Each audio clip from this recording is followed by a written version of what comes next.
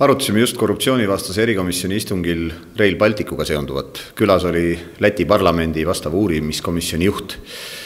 Esiteks ma soovitan kõigile, kellel vähegi mahti see terve komisjoni istung järgi vaadata, sest seda nukrat absurdi, mida me täna kuulda saime, peaks igaüks otse kuulama. Mõned asjad toon ise esile.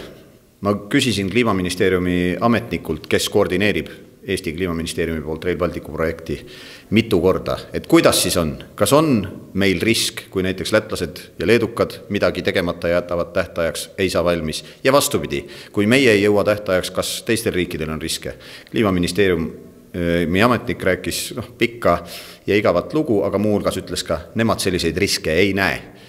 Selle järel kohe võtsid sõna külaline Lätist, kes näitas dokumenti paragraafide järgi ära, et jah, sellised riskid on, see on kirjalik kinnitus ja lisaks seejärel võttis sõna Riigikontrolli esindaja, ütles, et nemad oma analüüsis jõudsid ka selleni, et selline risk on, lisaks on neil ka Soraineni arvamus selle kohta, nii et otse sõnu ei pidanud Kliimaministeeriumi ametnik paljuks meile valetada.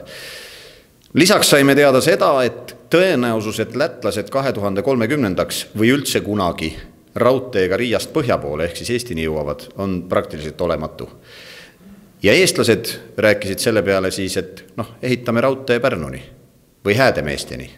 Ja Kliimaministeeriumi ametnik ei pidanud paljuks öelda, et aga see on ju ikka parem, kui rongid Häädemeesteni sõidavad, siis ei lähe raudtee Rooste.